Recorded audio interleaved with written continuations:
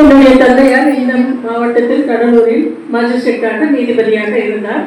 அவர் முன்பு வாதாடியவர் திரு அருணாசலம் வழக்கறிஞர் அவர்கள். என் தந்தை முன்பு பேசுவதற்கே எனக்கு பயம். அவர் முன்பு வாதாடிய திரு அருணாசலம் முன்பு பேசுவதற்கு தயக்கமாக உள்ளது. இருந்தாலும் ஒரு பெண் சிங்கம் ரஜினி ஸ்டைலில் பேரும் ரஜினிபாய் ரஜினி ஸ்டைலில் சிங்களாக கர்ஜித்தது. அதனிடம் இருந்து கொஞ்சம் ஆற்றலை பெற்று முதியோரின் முக்கியத்துவத்தை புரிந்து கொள்வதற்காக அவர்களை பாராட்டுவதற்காக இந்த தினம் கொண்டாடப்படுகிறது. அவர்களுடைய அறிவு, ஆற்றல், அனுபவம் அத்தனையும் இளையவர்களுக்கு தேவை. அதை உங்களிடம் நாங்கள் பெற விரும்புகிறோம்.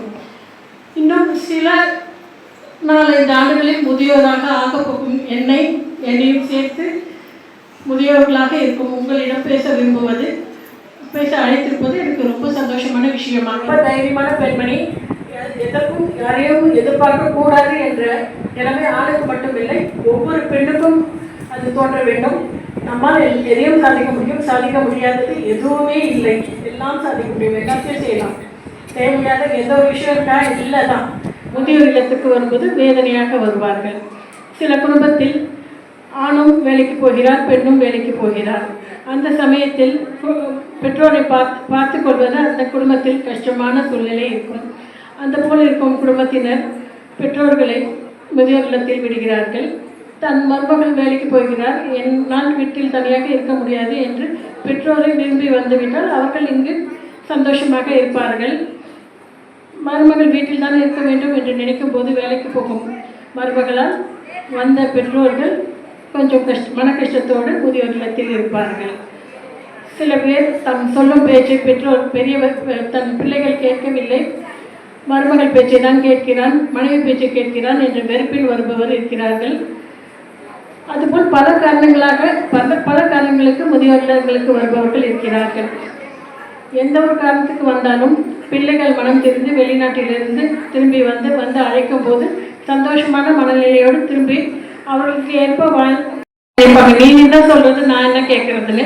அதனால் அந்த நிலைமையை புரிஞ்சுக்கிட்டு அவங்களுக்கும் கொஞ்சம் ஃப்ரீடம் கொடுத்துட்டு அதுக்காக நம்மளை அடிமையாக்கி விடக்கூடாது. அவர்கள் உட்காருனா உட்காருது, நிற்கிறதுல இருக்கிறது, எதிர்க்க வரக்கூடாது, சோஃபாவில் உட்காரக்கூடாது, பேப்பர் படிக்கக்கூடாது, கிச்சன்லேயே இருக்கணும், பெட்ரூம்லேயே இருக்கணும்லாம் சொல்லக்கூடாது. ஓரளவுக்கு தன்மானத்தை விட்டு கொடுக்காமல் வாழும் நிலை இருந்தால் கண்டிப்பாக வீட்டுக்கு திரும்பி போகலாம். அதுபோல் இல்லை என்று புரிந்து கொண்டால் தொடர்ந்து முதியோர் இல்லத்தில் இருப்பது நல்லது.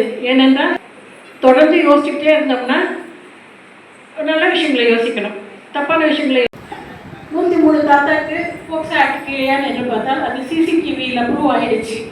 சிசிடிவி கேமராவில் அந்த தாத்தா சிறுமிச்சங்கள் நிரூபிக்கப்பட்டதால் அந்த தாத்தா 103 வயது, இயற்கை வயதுக்கும் தாண்டிவிட்டார், நேச்சுரல் ஏஜும் தாண்டிவிட்டார். அதனால் தண்டனை கொடுக்க வேண்டாம், பொறுத்து இருந்து பார்க்கலாம் என்று எத்தனையோ 6 மாதம் பொறுத்து இருந்தேன்.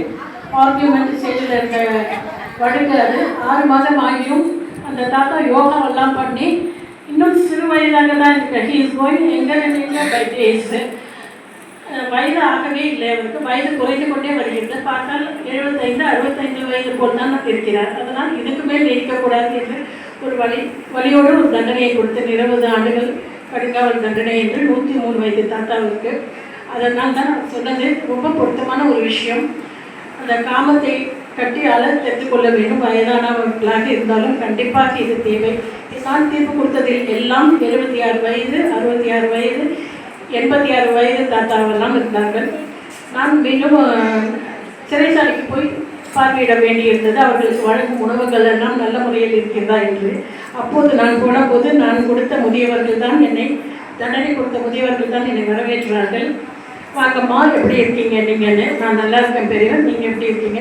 ஏதோ அந்த சன நேரத்தில் வரும் சலனத்தினால் அவர்களுக்கு 20 ஆண்டுகள் அந்த 103 வயது பெரியவரை கொண்டு போய் சிறையில் அடைக்கும் போது கேட்டாராம் சூப்பர்டென்ட் ஆஃப் பிரிசனை, இவரை எப்படி நான் பார்த்துக்கிறதுன்னு. அதான் நான் சொன்னேன், நீங்கள் அவரை பார்த்துக்க வேண்டாம், அவர் உங்களை பார்த்துப்பாரு. ஏன்னால்